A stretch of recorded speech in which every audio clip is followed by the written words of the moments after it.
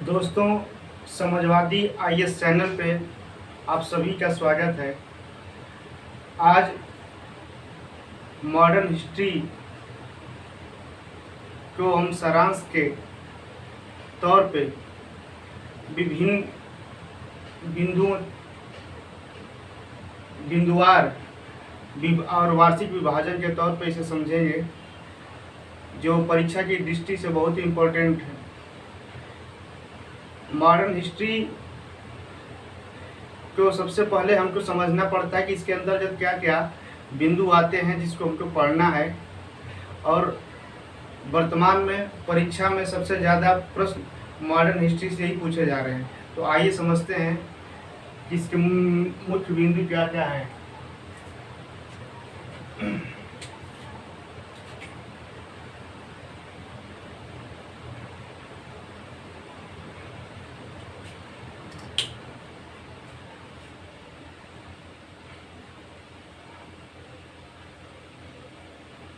आधुनिक भारत का इतिहास।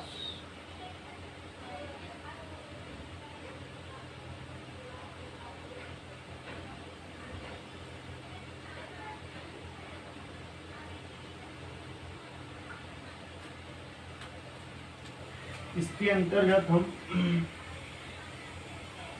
पढ़ने से पहले दोस्तों थोड़ा सा मध्यकालीन भारत में कुछ पॉइंट छूट गया था, जिसको हम थोड़ा सा चर्चा कर लेते हैं। जिसमें हम उत्तर राजवंश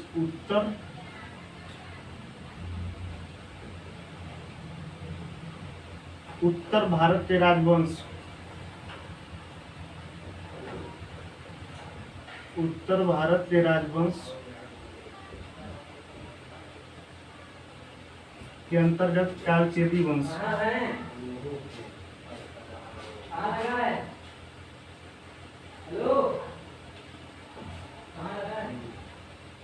और दक्षिण भारत के राजवंश,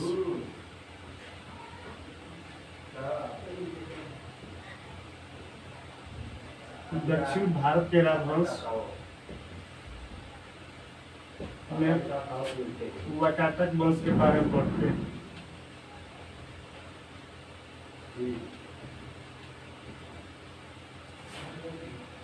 उत्तर मध्यकालीन भारत के अंतर्गत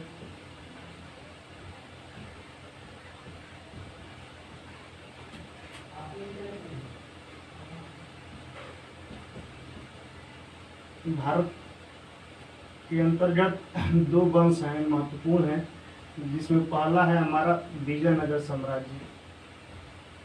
विजयनगर साम्राज्य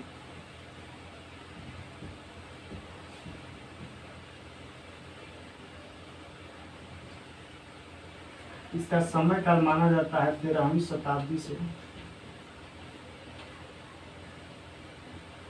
16वीं शताब्दी तक।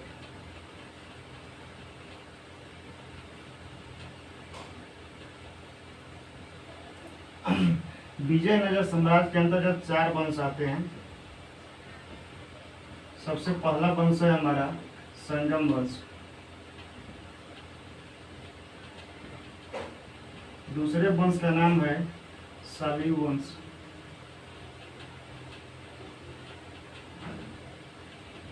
तीसरे वंश का नाम है तुलु वंश,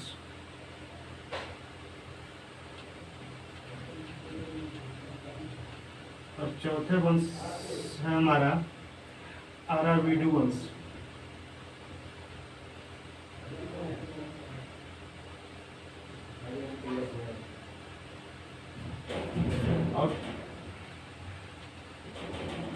और उत्तर मध्यकालीन में दूसरा वंश है हमारा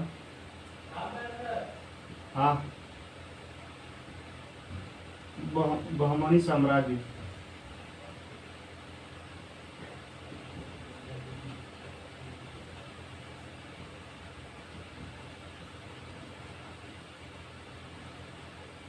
इसके अंतर्गत 4 वंश हैं, 5 वंश। पहला हमारा है बरार, दूसरा है विदर्भ,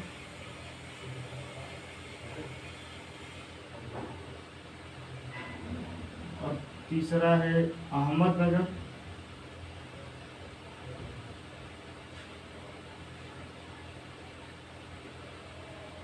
चौथा है गोलकुंडा,